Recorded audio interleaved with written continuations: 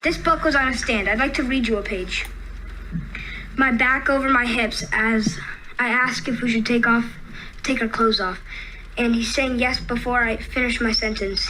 He's pulling off my t-shirt, laughing when I can't undo his shirt buttons. He's undoing my belt. I'm reaching into his bedside drawer for a condom. We're kissing.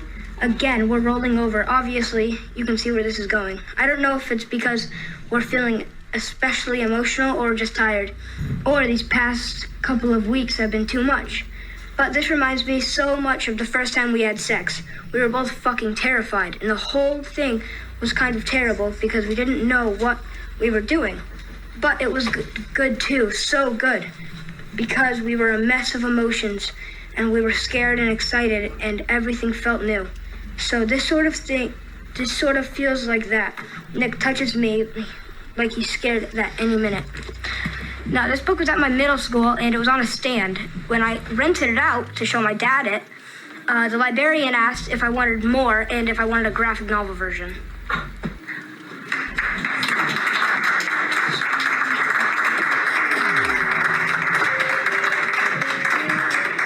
Oh, boy. So I'm that kid's father. Okay, good. I was asking for you. Yeah, I'll take another 3 minutes. So that's my son. Okay. 11 years old, and went to his library and found that by the entry door of our library, this is the smut that he is finding, all right? I don't care whether it's gay, straight, bisexual, whatever the terms are for all this stuff. Doesn't need to be at our school. Doesn't need to be at my 11-year-old's library. And then as far as genderqueer, I've got a son in the high school as well. And this is bullshit. We know it, all right? We do not need to be having literature that's showing boys how to suck dick, all right? I'm very, very frustrated about it, okay? And you may think that schools know the best for our children. You know who know the best for our children? The parents. And if you remember this, I was here last year talking about masks, and I even offered you proper usage for a mask, and you said I was bullying. And you know what I would like to say to everybody right now? Where are we a year later, and what has changed why you don't wear your masks right now? So what has changed in the medical field that is showing you that you don't have to wear masks now? So like I said, listen to the parents. I can tell you right now, I don't work anymore, and I will be more than happy to focus my time and effort to the security of my child and children in this school, all right? I will be a thorn in your sides. So I just want you to be aware of what you've woken, okay? I'm sure that a lot of you guys are fine and great people and have nothing but the best intentions for our children. Well, I will say this. I'm fearful that there's too many people in this country that will resort to this, but I am hopeful that we had a good conversation. I would all agree with that. I'm none of the things that sign says. White nationalist, racist, sexist, anti-gay. But you know what's really sickening? Is there are racists out there. You. What have I ever said that's racist? Name one thing. You've enabled people to Name speak one. about racism, and by enabling people and giving them a platform. Like who? Like Candace Owens? People. Exactly. Candace Owens is a racist. I don't have to say anything, and you're the one who's going to talk.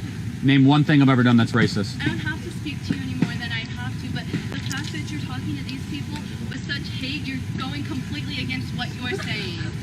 I'm the hateful one where they say F Chuck. They're saying nothing. They're saying nothing, and you're attacking them No, with the your signs words. talk for their hatred. Okay, and so does your justice shirt with the rapist on it. Does it bother you who's on the Supreme Court? Does that trigger you? The fact that you're wearing a rape apologist shirt. He never raped anybody, nor was he ever sexual accused of rape. assault, whatever the you need to stop talking. Hey mom. And Why do I need to stop talking? You're bringing hate to this campus, and there was none before. No, actually love and unity and conversation and agreement and pictures with Democrats, which I love. This is the hatred. Calling people racist man babies. There are real racists. You've had people been assaulted because of your organization. No one's been assaulted because at of me. Texas State. What about that? What do you have to say about that? Silence. What do you mean? We have an event there tonight. No, because of the student government election, your organization on campus had it rigged. Yeah, you look away from me because you know it's the truth. So I'll allow our student members to talk about it. But I will say this. There are real racists in the world. And when you call people like me a racist, it cheapens real racism. Because everybody then becomes a racist. There's zero evidence that I'm a racist. You've enabled racists. That makes you racist. Like Candace Owens. You've enabled racists. Like Larry Elder. The only name like you know. Dr. Ben Carson. Like Stacey Dash. Dr. Ben Carson. Yeah, Dr. Ben Carson. Oh, the bitter racist who's a black head of housing and urban development. Yeah, because being black really makes you really anti-racist. What helps? Okay, Mr. I hate identity politics. Would a racist host the nation's largest young black leadership summit? Yes. Oh, okay, that makes a lot of sense. So at what point would I not be a racist then?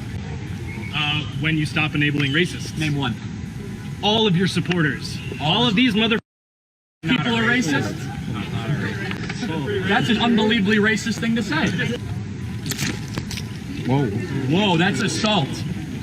Are you serious? I do want to press charges, by the way. We're going to press charges against him? These kids aren't inherently evil. They are not the root of the problem. No, they are not.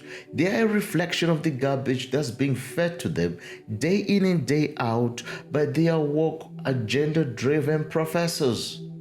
Literally, ladies and gentlemen, they have been shaped by an education system that no longer teaches how to think, but what to think.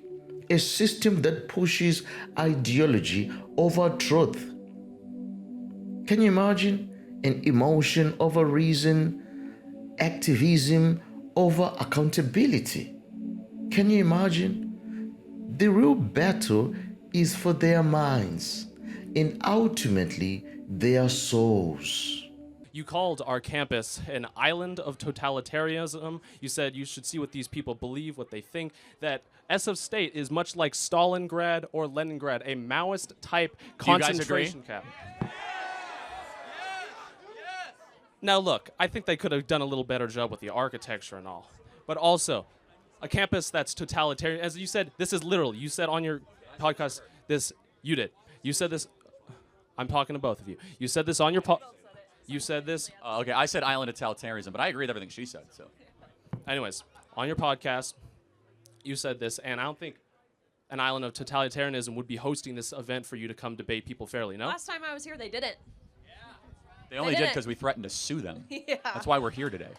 You know, do you know she was literally locked in a room for hours because a bunch of trans zealots were threatening her life? And they canceled the event in a classroom, and the university did nothing to punish the people responsible, and instead sent out an email apologizing that her presence came on campus. What do you think about that?